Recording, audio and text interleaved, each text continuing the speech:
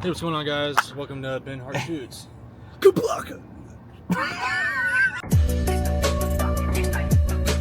All right, gentlemen, we made it.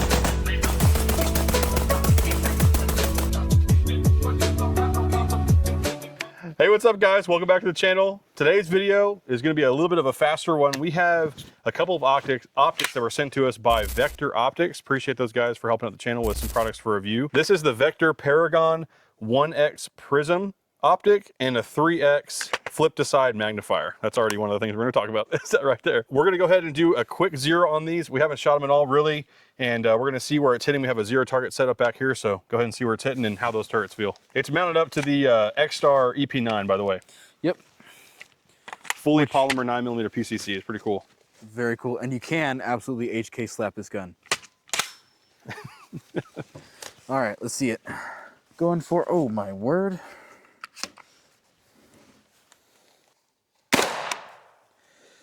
Woo, very low. Yeah. A little bit right. So let's go ahead and throw safety on, get our little tool out, and let's go up by a hole. That's the magnifier. All right, that was retarded. So just so you guys know, the Optic does have adjustment turrets that it looks like you can use either a brass casing, or in this case, we're using a file out of a multi-tool to change. So no proprietary tool. It can use just regular flathead scrapers and tools and pry bars. I will say the gaps are kind of large in there. I'm imagining that's because they were anticipating you using some brass. Yeah. So if it's right, we're gonna go left, I suppose. And let's go ahead and see how it does. How do those clicks feel? They feel decent. Not on the magnifier. The magnifier almost has no clicks at all. It really doesn't. Yeah. You can't even feel them if it does. I couldn't at least. Let's see. Okay. That was way better. Way better.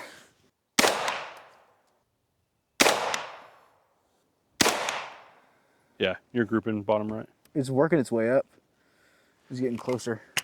I don't think so. I think that might just be your shooting. It's definitely not. I'm getting a wink from the cameraman. At this distance, we're like 10 yards away. It's probably just deviation from you. There you go. Exactly. Shoot it without the magnifier, because the distortion on that could be affecting it as well. Yeah, same spot as before.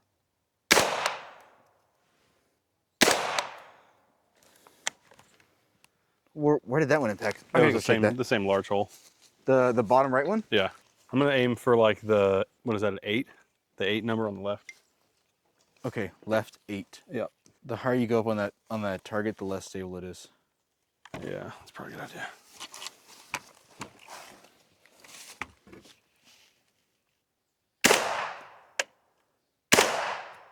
Way right. Yeah. I think it's grouping fine. It just needs to be moved over to the right a little bit, or to the left. Left a little bit. Interesting. Which way were you moving it to move it to the left? The way it actually shows. Okay. So in this case, the turrets are actually correct. If you want to move it to the right, you got to move it to the right. Left, go to the left. And it's nice on there. Some optics don't do this. On this one, it actually says 1 click, 1 MOA, which is kind of nice. It tells you the values of the clicks there. Got it. Yeah, we're good. Yeah, that's pretty We'll throw the magnifier up, see if maybe this is throwing it off. Yeah, that's good. You hit the 7. Disregard. Let's confirm on steel. Oh yeah. Okay. Put our magnifier down. Yeah, we're good. All right. So, what do you think about the zeroing capability of this? I know it's a quick little test. This is a quick video, but the clicks themselves, they felt tactile, but it didn't quite lock in like an aim-point acro, which was like kind of ka-chunk, ka-chunk, ka-chunk. This one you can hear it, but you don't necessarily feel it. It feels a lot like the SIG Romeo 5. Okay. Which is another more budget-friendly optic. Yeah, and like I said, I thought that my impacts were delayed. So I was really making adjustments, cracking off my shots, and not seeing that adjustment on paper until a couple rounds later. Yeah. But that is super common with more affordable optics. It really isn't until you get to like a more premium optic pricing point where you're going to start to see optics that actually adjust when you adjust them and not a little bit delayed. So that's why that's why we group in groups of at least 5, you know. Right. Some guys do even groups of more. Okay. Well, that's zeroing the Vector Optics. Let's go ahead and talk about our first impressions. We've shot them a little bit. I'll throw up some B-roll, and let's talk about value, build quality, coatings, reticle, stuff like that. Cool. So as far as aesthetics goes, I honestly think that it looks very similar to the Primary Arms 1X Prism, which is not a bad thing. The older ones that they had seemed a little kind of like past gen, like early 2000s Prisms were really large. It had like pick rails on the side and like a bunch of stuff like that. Yeah. The only one that looks decent that has that similar silhouette now is the Spitfire 5X from Vortex.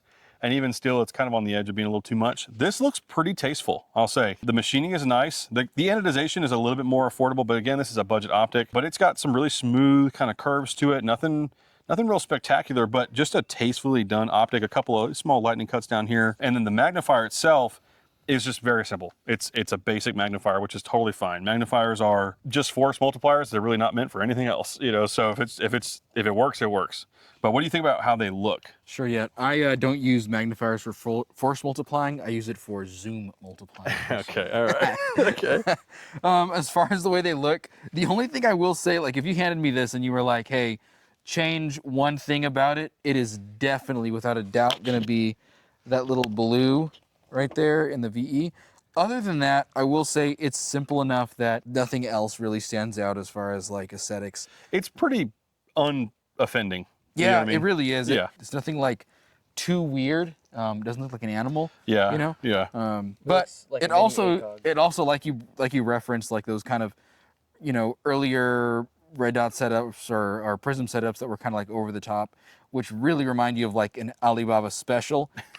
This doesn't do that. Yeah. This looks like it could go on a gun, not a like it's meant Like for Target airsoft. 1022 build. Yes. Yeah. Not for airsoft. Right. Like, yeah. Right. Maybe. I would say, we'll go into the durability segment here in a second, but I would say overall it does feel budget, because it is, but it doesn't feel chintzy. You know, it feels like it's something you can put on a 9mm PCC and be like, all right, this will hold zero, be fine. So aesthetics, as far as I'm concerned, are fine. One thing I will say, I don't mind the Vector Optics logo on top right here, the laser inscription there, but on the magnifier, for some reason, they have the Vector Optics the same here on the side, but on this side, they have this really bright white laser etching 3x18. That and this like Comic Sans font, that I could do without personally. But as far as anything else, it's totally fine. So yeah, I would say like everything about it is silhouette good. Maybe the way like the colors and the printing is done could be improved on. sure. But you should probably spray paint your rifle anyways. So another conversation for another day. That much said, I agree. The white is like really just bright. Very bright. I would say aesthetics, pretty good. All right, so next on the Vector Optics, we're gonna talk about mounting. This is where, in my opinion, I feel like a lot of budget optics kind of fall apart. They may have decent housings, decent mechanical, you know, turrets, illumination, reticles, glass, all that different stuff.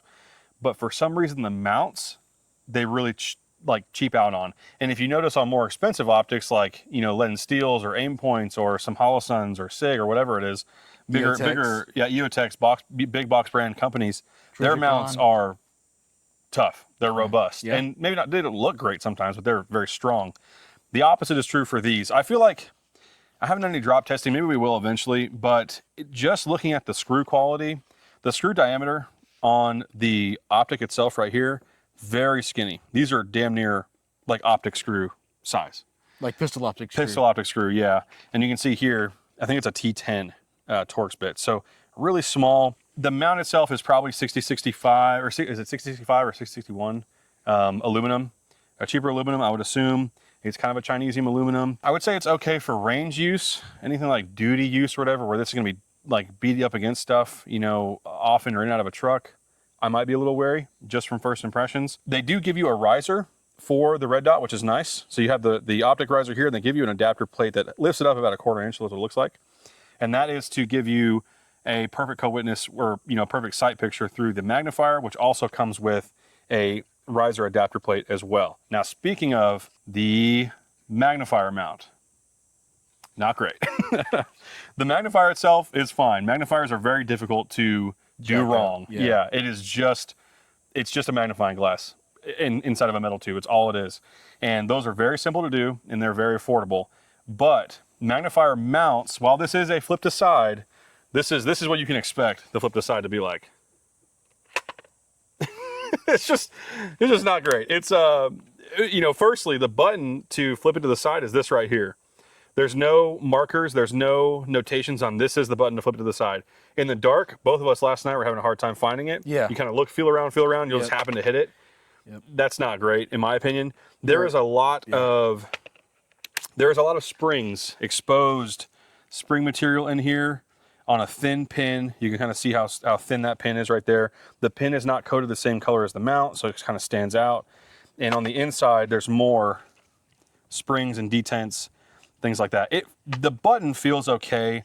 There's obviously no dampener, so this just kind of flops around. So if I was, you know, hiking with this gun or running with it, that's what you're hearing.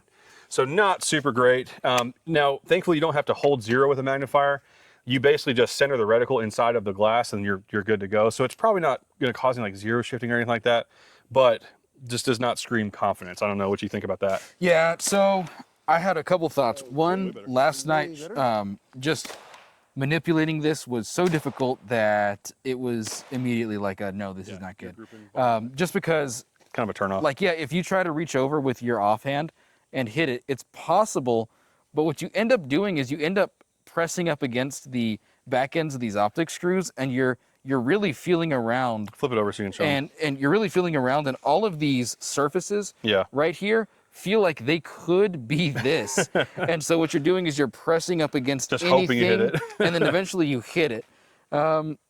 This would be really nice if it did this, but when I did this. Yeah. If that happened, Just friction-based. I would be extremely happy with it. Yeah. But the reality is, Keep going. this is probably the most affordable way that they were able to come up with a solution for locking an optic in place and having it flip off to the side. I think that's just their version of an affordable way to do it. It works. The saving grace of this magnifier mount and magnifier that Vector has is that it does take the same footprint as EOTech, like G43 or G33 magnifiers. Basically, it's EOTech footprint. That's good. That means you can put it on mounts like this Unity right here. So this is my Unity, which uses the system that we were just talking about, where it's a detent. There's no buttons. It's stiff down here.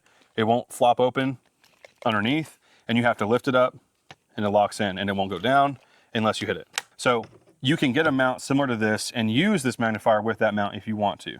So that's good. It has a universal mounting platform. So as far as the mount that comes with it, not great, but the potential to mount other things is decent. How much does it cost? So both of these items are $169 on Amazon right now. I'm gonna be honest, and I told Vector I'd be honest. I think that's okay for the 1X Prism. The 1X Prism seems fine for that. It's pushing it just a little bit for me personally. The magnifier being the same cost, for me, too much. I think this should be around $100. I don't know the inner workings of their business model and all this different stuff, but I have felt some other magnifiers that feel similar to this that are that cost, or I've felt magnifiers that are more expensive, like even the Holosun HM3X thing it's called, is not that much more. I think they're like 200 right? something. Yeah. And so if it's 200 something bucks for that versus this mount and everything, you're kind of creeping into a point where you're like, it's kind of unjustifiable. So in my opinion, $169 for this, decent. $169 for this, too much. All right, so we're going to talk about the reticle. So I'm going to show you what the reticle looks like on paper, and we'll show you what it looks like through the glass. But this is the VEP, I'm assuming Vector CDR reticle. So it looks like they have another one with a BDC inside of it. This one's the standard one. Now it comes in, this optic is red and green illumination. Now, in my opinion, when I see a red and green illuminated reticle, I tend to think budget. I don't know about you. Some of the cheaper optics are like red and green. It's kind of a selling thing to get people to buy them. But I will say, when the optic is this nice and the glass clarity is that nice and the etching of the reticle is that nice, having two colors is kind of like, whatever. And then it's whatever you prefer. Usually, I feel like the red and green is a way to sell an optic that is poor quality and has poor features. And it's just like, but it's red and green, and so people buy it. Sure, yeah. In this case, it's like, oh, it's a decent optic, and it has red and green. Cool. Again, like an AliExpress style optic, right? Yeah, red, you guys green, know the ones. You know the purple, ones. yellow, like everything. The heart reticle, you know? Yeah, heck yeah. So if you can try and get a view of the reticle through the optic. So here is what the reticle looks like right here in the green. Honestly, the etching is really nice. The reticle is incredibly sharp. The illumination in the green mode is bright. I wouldn't say it's super duper bright, but it is daylight bright. I would agree. You can even see it in the grass there a little bit. And obviously the camera's going to distort this a little bit, but in the red, I feel like it's a little bit brighter. It could just be because we're in a kind of a green area right now, but I feel like the red is brighter, just as sharp, just as easy to see.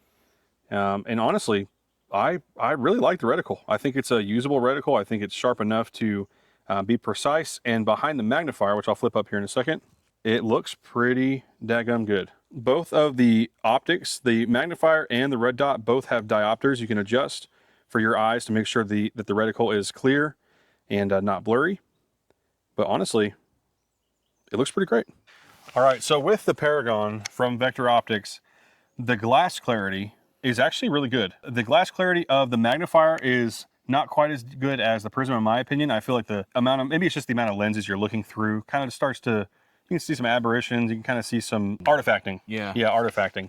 But the clarity of the actual 1X Prism itself is very good. I had a primary arms through 1X magnifier before, and honestly, it looks about the same. It's been a while since I've seen it, so maybe it isn't perfect, but very, very comparable. A lot of people talk about the edge distortion around the edge of the glass. There is a little bit of distortion where you start to see it fuzzing at the very edges, but no discoloration or like bluing on the edges at all. So really, for a magnified optic, that happens with any magnified optic, I'm pretty sure, to some extent. And the more expensive you go, obviously, usually, not always, but usually the less it is. This one being a budget optic, for the amount of distortion that's at the edges, totally fine. Another thing we're going to talk about is the reticle and the fact that this is a prism optic and not a red dot. One of the biggest benefits to a prism versus a red dot is that even if your battery goes down and you have no illumination, this is an etched reticle, as in a scope has an etched reticle as well. There is an actual laser that etches the reticle onto the glass, so no matter what, if you have no illumination, no battery power, no anything, you still have a reticle to aim with, which is really great. So that's what the reticle looks like when it's off. So the same reticle design and everything, just black versus red or green. You know, imagine our batteries died and we still have a way to aim the pistol, or the rifle in this case, or pistol in this case. Mr. Caliber carbine setup. Which that is really great. That is a benefit of prisms, and that is one thing that say you just have a gun you want to plink with. It's not your end of the world gun or anything. It's not your race gun. It's not your duty weapon or whatever. You just want a gun you want to go to the range and plink with. It's something fun, and you want to throw something on it. A good 1X Prism for a budget price, kind of a good option, because no matter what you do, if you're at the range, you have no batteries, everything dies, whatever. You still have a way to shoot your gun. And if you want to use green, you can. You want to use red, you can. It's very inconsequential to throw one of these on a gun that is meant to be fun, I will say. I would say this is like a fun magnifier. You know what it reminds me of is shooting with like an LPVO on just the 1X setting. Yeah, that's basically what a prism is. That's exactly what it is. Oh, the last thing we'll talk about is the eyebox and kind of like the eye relief with the magnifier. With the prism itself, it's almost unlimited. You can go all the way back. As you get closer, you start to see some black, the shape of the housing on the outside, but it's nearly identical to a red dot in presentation. It's a full, image. This one has the diopter, and it actually increases and decreases the magnification of what it looks like pretty substantially, to where it almost goes to like a negative power, which sounds crazy, but you literally, if you put this all the way in, and I look at an item that is, a set distance away, if I look at it now, it's twice as small. Yeah. So normally what that's used for is whenever you're on target, like go ahead and present, and you're like all the way maxed out minimum 0.0 whatever, you can see objects behind you. Oh my God. I fell for all of that. That was a long build up for that. Long joke. Yeah. The eye relief on the magnifier itself is decent. It's the eye relief on something like a 6X magnifier or a 3X larger. Really, you're limited by the actual physical length of the magnification tube. So in this case, it's very small, it's very compact, it's very light. And because of that, you lose some of the flexibility of head position with the magnifier. I would say to get a full picture, it's from here to here. That's probably about a 2.5 to 3 inch space. That is honestly very similar to these, but this is a little bit better because it has a longer tube, so it's able to magnify things a little bit easier without losing that kind of black shadow. Now, the quality of the image through the magnifier is degraded on the edges. In the center, looks fine. So again, budget magnifier, budget optic, completely usable, but it just may not be optimal for a duty style weapon or whatnot. You can do whatever you want, but that's just my recommendation. Yeah. So we're gonna go ahead and go shoot this optic a little bit more for the closing out, but I think those are our initial thoughts and just kind of our initial review of the Vector Optics Paragon 1X Prism and 3X Magnifier. We appreciate Vector sending them out to the channel. They want us to take a look at it and kind of give our observations. And overall, let's give it a 1 out of 10. What would you say your 1 out of 10 is on the Vector Optics Paragon? For me, wait, this is Paragon. This is Paragon together. They're both Paragons. They're both Paragon. Yeah. I would say as a set, probably 3 out of 10. As just this guy right here, the Prism optic, I would give it a 6 out of 10. Okay. And the reason why is because personally for me, I'm just gonna go with a red dot typically. I understand there's gonna be that like, well, if you ever run out of battery, you can still use it. Yeah. But if I'm thinking about stuff like that, I'm thinking about an optic that is like so durable as well that like, you know, you're talking about an optic that it can go through everything and then the battery dies and it still goes. Yeah. This, if the battery dies, I'm thinking like, okay, I can still shoot at the range and, you know, whatever. Sure. I actually do think that this is something that's really viable for like BB guns, for airsoft, for 22s. Training for young ones. Kids, yeah, absolutely. And then just for fun. Yeah. I would say probably not for like home defense, serious use, like hunting or even prepper style stuff. Okay. I'd say probably not. Okay.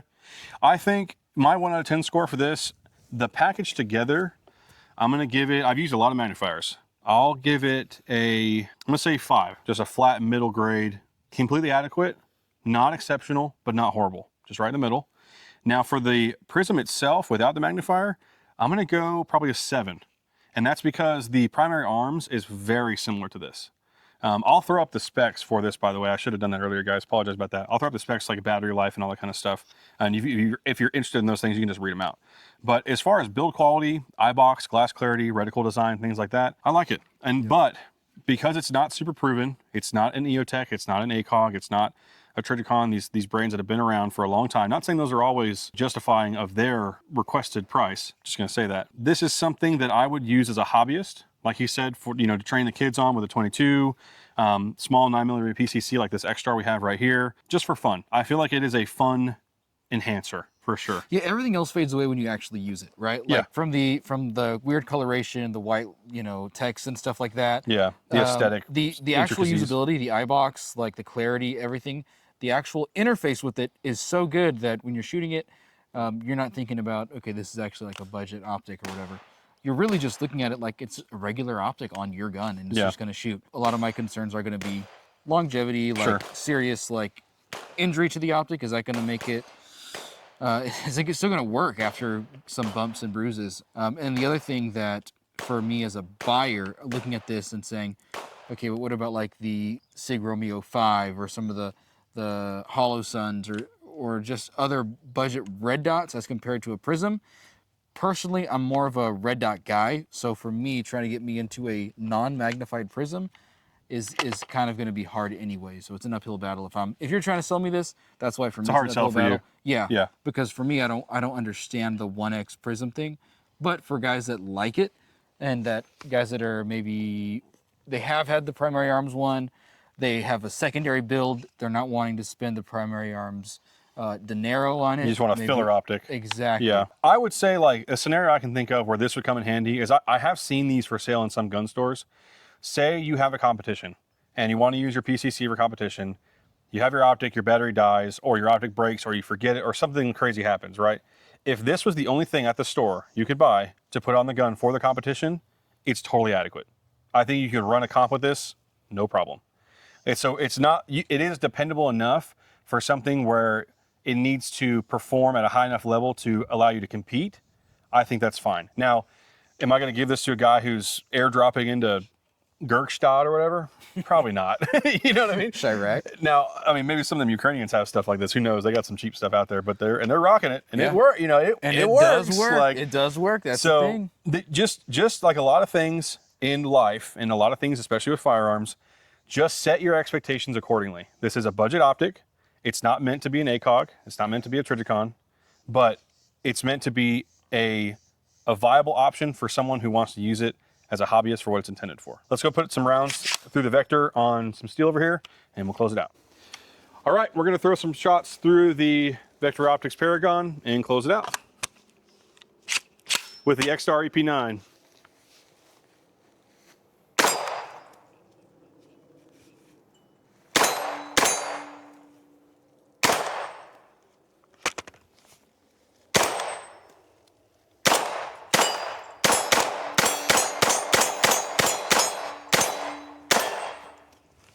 There you go.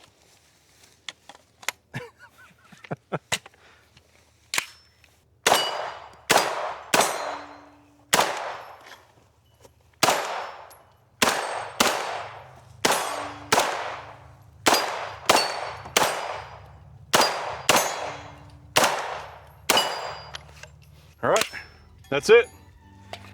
That is it for the Vector Optics Paragon. Shout out to Vector for sending that to the channel again. We appreciate those guys for supporting us with sending us some optics for review. If you guys are interested in looking at the Vector Optics Paragon, they're on Amazon. They're pretty easy to find. If I have a code, I'll throw it up for you guys so you can save some money. We got more reviews coming. We're here all day shooting content. So we got gun reviews, optic reviews, all kinds of stuff. Until next time, talk less, shoot more. Peace, guys.